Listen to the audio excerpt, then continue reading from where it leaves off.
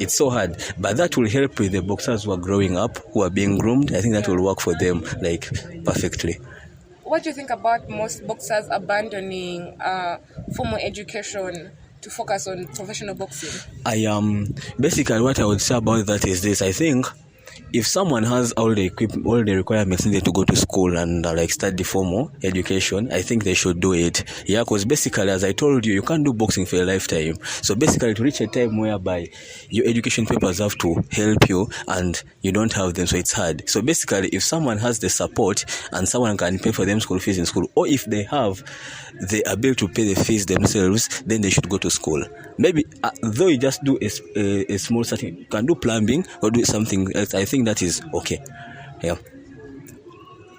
All right. So tell me about Hussein Khalil. Hussein Khalil is he was the founder of East Coast, but he was a champion in his era at his prime. He was a good boxer and all that. So right now he's at the age of 62, and he has a twin brother called Coach Hassan. Yeah. Yeah, I saw the twins. Yeah, they are so identical. I was so shocked. Yeah, they are so identical. Then Coach Hussein was a founder. But even Coach Hassan played boxing. They all played boxing at their prime. Yeah. Then at time went on, Coach Hassan had to remain as the head coach of East Coast because Coach Hussein was given a job at KCC because he once played for KCC, a boxing club. Yeah. So he was given a job at KCC. So basically for him is now whole-minded KCC. Then Coach Hassan is the main coach of East Coast. So to me, Coach Hassan is my grandfather because he has groomed me into boxing. And in case of any advice and so ever, it's someone you can approach to specifically, and you talk to him and he will guide you in the right way to go. Okay. Yeah. Tell me about the first part.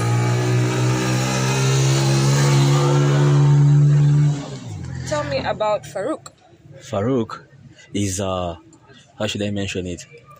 He's a coach, and I think he calls our head coach uncle. Yeah. So basically, it has been a family of boxing. Farouk is a friendly guy, and he has a different technique when it comes to boxing.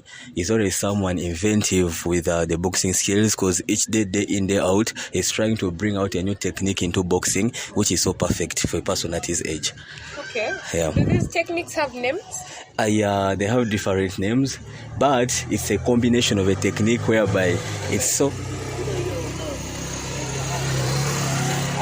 whereby it's so difficult, but he tries as much as can to input it in you, and you try using it in different fights.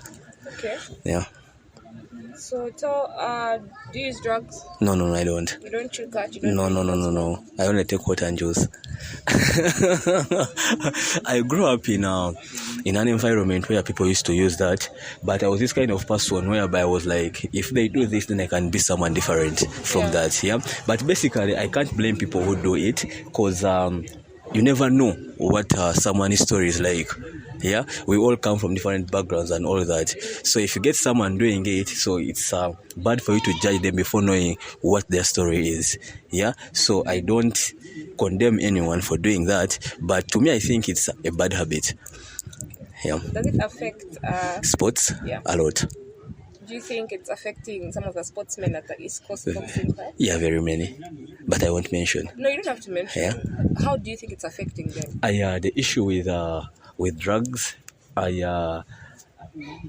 boxing is a whole body fitness thing. Yeah. And I think if you're using drugs, maybe you're using marijuana, smoking marijuana and all that, it affects the lungs. Yeah. So it reaches a time whereby you can't go for longer rounds because your gas will have a limit. And whenever you hit around the stomach or the chest, you're affected. You'll never play. Then basically, on top of that, the drugs thing takes in a lot of time of boxers because you find a boxer needs a lot of time to rest, but you're finding him the whole night is alcohol, taking drugs, chewing cat and all that. So they basically remove all the time of boxing. So they become diverted to a lot of that.